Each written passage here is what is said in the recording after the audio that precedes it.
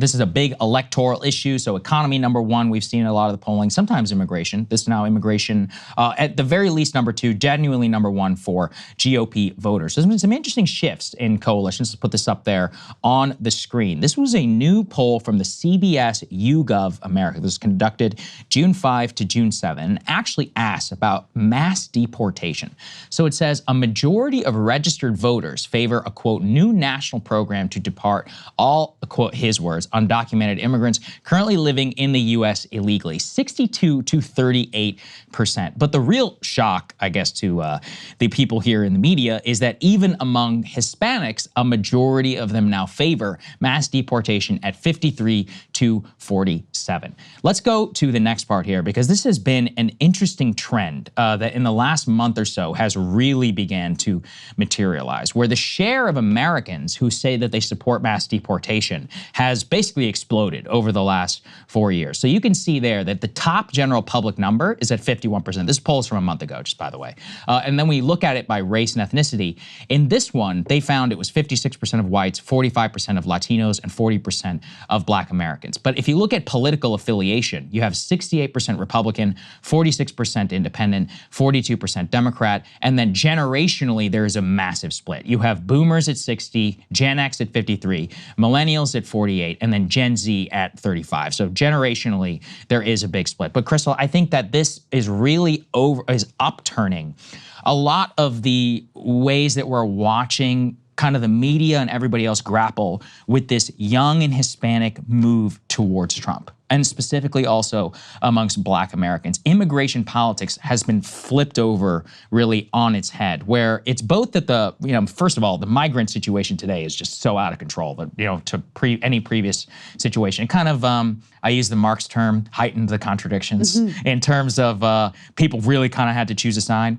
But second and foremost, the identitarian view that you could just rely on Hispanics to vote for you because you were like pro DACA or whatever, that's gone. Those ages are totally gone. Trump obviously broke that in 2020. But I mean, to me, it's such a titanic shift in the way that people are even approaching the immigrant situation, the migrant situation, and then this blows identitarianism like out of the water. And I've seen Democratic elites responding to this, being like, what happened? And it's like, well, Trump happened, honestly.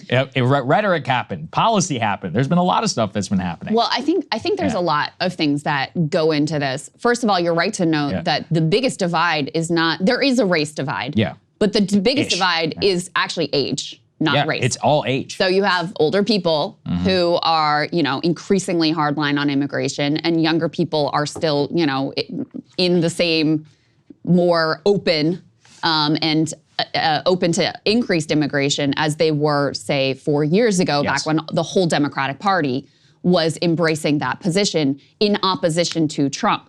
So I think, number one, you do have, just a reality of an increased number of migrants. Now, that has actually gone down over the past couple of months, but notwithstanding, there has been undoubtedly a large surge of migrants under the Joe Biden administration. So that's number one. You do have reality of, okay, there's a lot of people coming in. What are we going to do?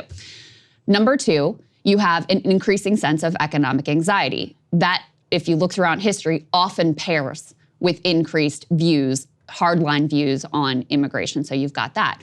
But I also think really critical to this is the fact that, I mentioned before, Democrats under the Trump administration, they were very oppositional to the Trump immigration positioning. Now they're trying to position themselves as immigration hardliners, the overwhelming majority of, Democratic elites, starting with Joe Biden.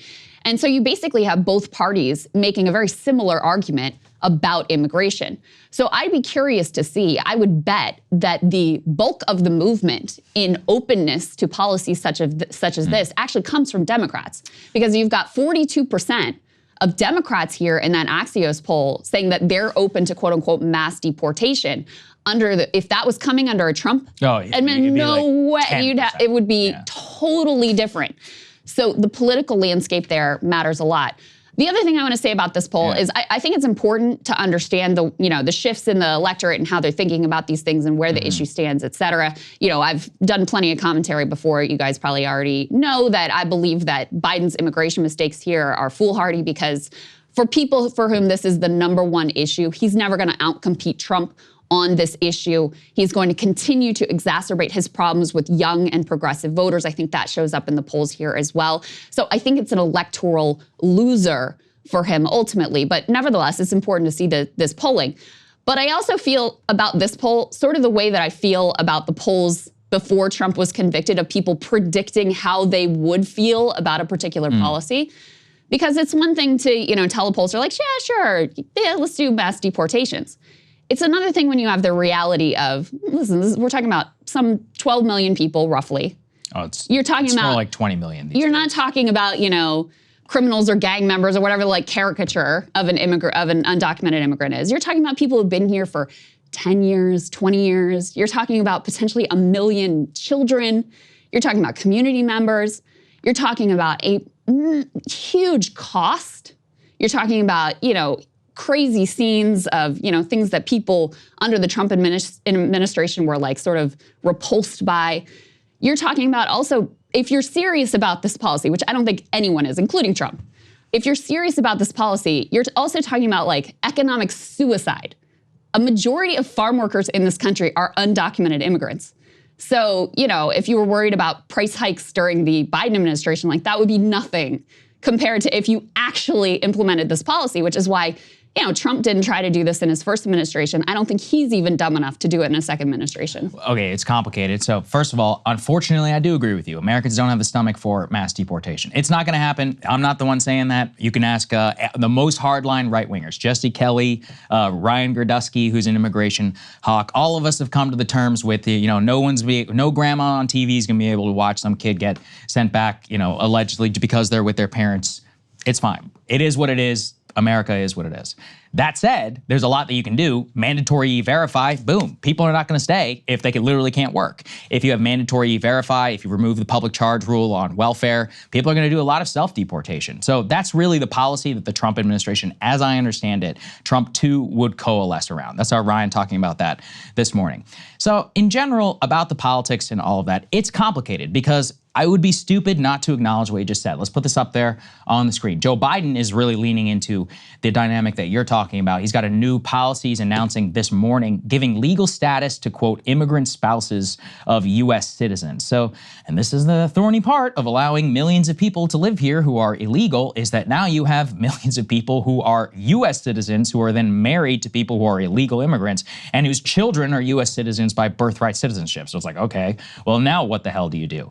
His new program would, quote, offer work permits, deportation protections, and open a path to apply for a green card in the future. This is basically like a DACA Plus style program. For those who are think that this is a done deal, there's no way. It will be challenged in the court system, and it's going to be months and or years if any of this even makes it through. There'll be rules just like they had with DACA. But more importantly, this is the dichotomy of the immigration conversation. Yeah. So in the previous times, whenever illegal immigration was relatively low, like the Bush administration, appetite for basically pathway to citizenship is much, much higher. These days, when you have some 6 to 8 million people who are here illegally just in the last 4 years, not to mention this crushing migrant insanity across all of the cities, the conversation is all about enforcement and the pathway conversation is low. Biden is trying to flip it, where he's trying to get some enforcement increase from what you were talking about, at the same time trying to tug on the heartstrings and say, well, what about these folks? Apparently that's everybody who's here illegally. Again, I don't think that any mass deportation program will ever happen. Both Congress will never fund it. That's part of the reason that Trump never did it. With the ICE force, and it's complicated. But basically, the way that it works right now is that unless you're a convicted felon, you're not getting deported. You're basically just left alone. So there's a level of enforcement prioritization or whatever it's called. I do think it's interesting. Now, I had been looking for some possible counter evidence to some of the stuff you've been talking about European parties. There's one counter example, which is interesting. This is Washington Post has this written up, but it's a common dynamic. How progressive Denmark became the face of the anti-migration left, where basically Denmark is one of the only neoliberal left parties that remains in existence in power in Europe, well popularly elected. And it has one of the most hardline immigration stances that exists, including telling like Muslim kids, like you're not allowed to pray the Quran in school or whatever. Like some crazy stuff that would never even fly here in the US. But what I'm saying is that in Denmark, what they successfully, at least, were able to do is the so-called left basically paired off a lot of the anti-immigration voters, but they did it 5-10 years ago, so they have some credibility on the issue, and they've been able to be reelected. At this point, though, I think that effectively a lot of the policy stuff is irreconcilable, and so the immigration voter is probably going to vote for Donald Trump just because they don't have any other choice. Absolutely. I mean, they do have another. I mean, Biden is clearly, in some ways, there's like a Nixon goes to China phenomena, or like a Bill Clinton. You know, the Democrat is the one who kills welfare. If the Democrats actually, you know, were appropriated the money and were very hard on immigrants, I actually think they could get away with a lot more than Trump could, because you see that in the polling number. Like again, now you have 42% of Democrats saying, sure, deport all 12 million undocumented immigrants, which again, like if you take that policy seriously, it's actually insane. The level of surveillance, intrusion, deep state infiltration that would require the mass detention centers, arresting grandmas, like you said, kids, deporting, the cost in and of itself would be insane. You know, it would not fly, okay, that actual policy. But that just shows you that when you have the Democratic Party and they're just like following the leader, well, they say this is fine, so we'll go along with it. It actually creates more political space. But, you know, to your point, like I think it is very clear Biden's moves with regard to immigration are not going to solve his issue with immigration hardliners, because those people are just Republicans at this point, and not just on immigration, right? There's a whole host of issues on which they likely disagree with Joe Biden. So on the political front, you know, I did want to mention with regard to this executive order, because you do have a real, you know, people have complicated feelings about this issue. So on the one hand, there is a new, at least theoretical embrace that, again, I think if it was implemented would completely flip, but theoretical embrace of more hardline positions. But you also had, the last poll had 74% of people saying they support a pathway to citizenship for undocumented immigrants who've been in the country for a lot of years and passed a background check.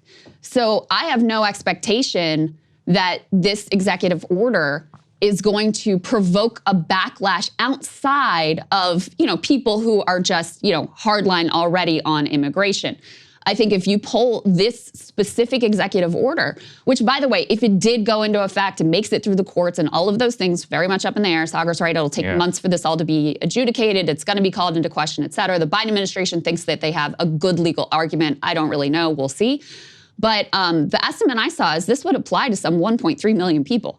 So it's not nothing. Like this would be a significant number of people who would be getting work permits and a pathway to citizenship. And you know, based on the polling that I'm seeing, you would have a pretty large majority support for such a program, just as you had very significant large support for the DACA program. The other questions they asked, this is a Wall Street Journal poll from like 2 months ago. 66% of voters support creating a mechanism for immigrants brought into the country legally as children, often called dreamers, to gain citizenship. 58%, according to this poll, back actually increasing the level of legal immigration to the U.S. So the polling on this and the political dynamics on it is far from straightforward, I would say. Absolutely. And look, I mean, nobody's saying that anybody supports like shutting things down. I'm not naive. Like I just said, mass deportation, it's not going to happen. I know what this country looks like. I know how television works, how the media works. But it's not just that. It's also, I mean, the morality, listen, to me, the morality part is very important. But I also think even Donald Trump would realize, like economically, it would be such a disaster. You know, half of farm workers just, that's it, no more, you know, crops rotting in the field. If you think prices were high recently, like it would be nothing compared to that. I just hate this argument. You'd have supply chain issues, you'd have meat processing plants shut down, you'd have, you know, construction, like housing costs are already astronomical. You've got some 20% of the construction industry that's undocumented immigrants, cooks, restaurants, food prep. I mean, just the widespread economic chaos would be political and economic suicide. But I'd put it this way. It's bad for American GDP to go into a trade war with China. I still support it. I fully admit and believe that it is bad for top line GDP. I think it's bad for a lot of businesses. I don't care. I think it's the right thing to do. Same thing here. It's like, So our broken system employs a bunch of people who are here illegally and who are unskilled. It's like, yeah, deportation or forcing them to leave through self-deportation matters through E-Verify. Will there be a higher cost? Yes, true. Will wages go up? Yeah, I do believe that. I mean, will it be bad for Tyson Food meat processing? Will Costco rotisserie chicken stay at $5? It wouldn't just be bad for Tyson Food. It would be bad probably not. For families who are trying to buy Tyson Food I in agree. Costco. Yes, it's true. Yeah, the price will go up. Let's be very real here. Huge, I believe massively. the price will probably go up. Will be a more cohesive society? Will we have better supply and demand and better wages? Yeah, I believe that. Listen. So sometimes we just have to sit here and lay out the full truth. And also, I believe the full thing should be laid out to the American people. Like I said on the China issue. Yeah. If you ask them, are you willing to pay higher prices and your stuff doesn't come from China? Most people say yes. There's a lot of polling on this. So on the same thing, it's like, well, what do you want? What do you want? What country do you want to live in? So we can live in all low prices. The cohesive society thing, I just want to put to the side because I think that's, first of all, I just wildly disagree. Actually, the poll numbers support the fact that you don't have, actually racial divides have never been less in terms of political partisan identities than at any time in our lives. But so I want to put the cohesive society part to the side because I think that is very fraught and also very subjective. But we really disagree about the economics of this. Sure. First of all, the typical view of just supply and demand of workers, and so if you increase the supply, it's going to create lower wages. It's not that there's nothing to that, but the real picture is much more complicated than that because, if you think about, for example, you now have deported or in the process of deporting 50% of all farm workers. All right, well, that's going to have huge economic implications for those farmers. It's going to have huge economic implications for the consumers. It's not really likely to increase wages because why? Because workers don't really have enough power in the country to be able to claim their share of the, economic pie. So that's why I always think it's a red herring to focus on immigration as the sole. And I'm not saying this necessarily about you, Saagar, because you do embrace unionism and other things. But most politicians on the right embrace reducing immigration as the sole path to increasing wages when they have no other demonstrated interest in raising wages in any other policy area. If you look throughout history, most consistently, the thing that has increased wages has been worker power. If you look at the charts, if you look at, when unions started to decline and workers started to have less power and then the New Deal coalition starts to fall apart, that's when you see wages decline. And it's not up and down with regard to what the immigration levels happen to be at that point. So if the actual concern is wages, I'm not going to deny that levels of immigration have an impact there. I think that would be, dishonest. Although, again, I think it's much more complicated. And if you look at the studies, they would suggest it's much more complicated. But the real thing you would want to do is increase worker power so that they can claim their share of the record-breaking corporate profits that we've seen. So, to take up your example with China trade, which I'm also sympathetic to that, to that direction as well. For me there, you have a real, which was demonstrated during the pandemic, you have a real problem in this country, which is that we have outsourced so much that we are really vulnerable. And, it's a problem for consumers. We saw when the pandemic hit and you couldn't get things and there were shortages and prices escalated, et cetera. But even more to the point, we weren't making our own face masks. Mm-hmm. Like our industrial capacity has been so stripped that it really creates a national vulnerability. And I don't see a better way to deal with that than, some of the nearshoring and friendshoring and, reshoring and some of the programs, the industrial policy that's being engaged in under Joe Biden, which does have the potential to somewhat increase prices. Here, if your concern is wages, I see way better ways to go about this that aren't, cruel and don't require massive expansion of the deep state and are much less costly and are ultimately, and don't massively, create potential hyperinflation in food prices and meat prices and housing prices, et cetera. So to me, the solution of, let's just shut down immigration, it doesn't make sense for that to be the solution if the problem you're trying to solve is wages? I think it's a yes and. I mean, if you look at a lot of those times, there are also at times where we had historically low levels of immigration, or it's what type of country do you live in at that time? So it's very unfair to compare high levels of immigration combined with a mass industrial economy. We have 6 to 8 million people who have arrived in this country in the last 4 years who we are lucky if they are literate in Spanish, let alone English. Don't speak any English in a society which is rapidly deindustrializing and going towards a service-based economy and knowledge-based economy. It just doesn't work. It's one of those where then there is a huge amount of competition in the lower wage and lower skilled sector. So not only that, billions of dollars being thrown at, so basically, allowing these people to live here rent-free. In charity-wise, I mean, you can look it up. Unless they have a work permit, they literally have to live on charity, which is right. Which is why they should have work permits. But why should they have work permits? You arrive here illegally. That they can, it's bullshit. I mean, they're coming here from countries. By the way, El Salvador just solved all of its crime problems. Do you know what the crime rate in El Salvador is now? It's lower than like Manhattan. So you can go back. You don't have to fear for your life anymore. Honduras is building a 10,000 person prison to implement the exact same thing. This whole idea that these countries can't solve their own problems, which they are now solving, is BS. Okay. Like this TPS status for people who've been living here 25, 30 years, it's outrageous. But again, so you view migrants as a net negative. I don't view migrants as a net negative whatsoever. It depends on the migrant. It depends on who you are. But hold on a second. We have a looming demographic issue in this country, as do all developed nations, of an aging population and a dwindling workforce-aged population. And the native-born population is, you're the first to point out, birth rates are low, right? We don't have a replacement rate. Places, I've lived in places in the country that have seen the population dwindle and go away. Those places are in crisis. Like, we need workers. We need workers.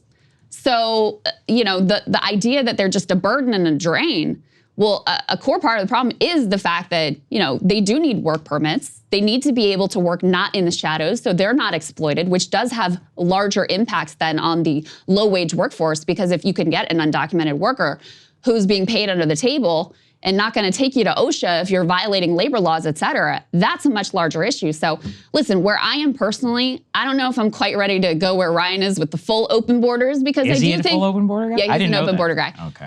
Which I respect. But, I do have questions about, okay, well, if you just did open borders, like, how many people are we talking about? And how many can you really, deal with? There is a limit, I think, to the capacity at one given time. But significantly increasing the legal pathways to citizenship here, I am wildly in favor of. I think it would be good for the country, obviously be good for those migrants, but more importantly, I think it'd be good for the country. I think it would be good overall for workers. I think it has to be paired with a stronger labor movement, which we're already seeing come into fruition. But, just to talk about the last few months, like, we have had very high levels of migration, as you would point out, over the past few months. And we also have had wages for the first time in quite a while that have risen at a faster pace than inflation. So if migration was just the blanket disaster for workers, and that was the reason to deport everybody and, lock the gates, et cetera, that hasn't been the experience of our economy just over the past, year, several months. Look, it's a 25-year issue. This is not, we can't put 3 months of data and say that's indicative of everything. By the way, if the Biden administration, I call on the Biden administration to release the true economic number, how much we have spent on these people. Get on an airplane these days. I'm flying from Phoenix. Half the guys on the plane are illegal, getting paid with taxpayer citizens with their little packets, flying to Washington, D.C. because they get free whatever, shelter. They don't want to be charity case. They want to work. They want to work. They want to earn money. They want to pay taxes. Most of them do pay taxes, by the way, too. You are welcome to work in the country that you're born in. Otherwise you can apply for a quote-unquote pathway to citizenship. These aren't like people who want to be welfare moochers. But they are. Want to work. They want to contribute. They do pay taxes overwhelmingly. I do not begrudge them for wanting to work here. Everybody wants to work here. Over 1 billion people who've been polled over in the world say they want to move to the United States. But that's why I would say to Ryan, that's insane. You can't allow 1 billion people to move here, and nor should we. The demographic argument is a different one, and that's one where, again, we should be able to choose who gets to come here and or not, and what type of society and people people that we want to allow into our economy and thus become future citizens. That is something that should be decided by democracy, not based on whether you can walk across Mexico and pay a drug smuggler to enter the United States illegally. Again, why are they better off than somebody from Africa? All right, so it's not fair. Let's bring in more people from Africa. But that's what I'm saying. I'm down for that. Well, actually, funnily enough, lots of Africans are now flying to Mexico. There you go. So it's more egalitarian. You should be happy. That's not egalitarian. Listen, the reality is that in terms of migration, if you look not just now but historically, like people typically want to go to countries that are nearby. In fact, there's far more migration between different South American countries than there are South American migrants coming here, because there's more cultural affinity, you're more likely to have family ties, et cetera. And so, it's not just the fact that you happen to be able to walk there, it's also that you're more likely to want to move to a place that is closer. But, the bottom line for me also is just when I look at the immigrants that I know in my life, when I look at the contributions of immigrants across society, I think we would be so foolish to not embrace the contribution of a group of people who, just by nature, like it is not an easy thing to pick up your whole life and move somewhere and try to make it. And that like they are in a lot of ways, I know this sounds hokey, but I really feel this. They are in a lot of ways like the embodiment of the American dream. And to shut your doors to that, to kick out people who've been here 10 and 20 years, who have families, who are deeply enmeshed in society, who are contributing members of their communities, I don't just think it's wrong morally. I think it would be so catastrophic in terms of the economics and politics of society that, again, even Trump didn't contemplate such a draconian move in his first term and wouldn't contemplate such a draconian move because he relied on undocumented immigrants in his own businesses. So this is a man who is acquainted with the realities. He takes advantage of the system. Of what needs to occur in the way Krystal, our economy actually works. I support a law called E-Verify, which would require Donald Trump and all employers to verify that their employees are not illegal immigrants. I support that. Plus a much larger if you have a much higher level of legal migration where there is an actual pathway to citizenship, you're gonna have much less chaos at the border. You can then have more enforcement, right? There's a path here that, there's a way to do this and you're not doing it the right way. As of now, you just have, it's completely broken down.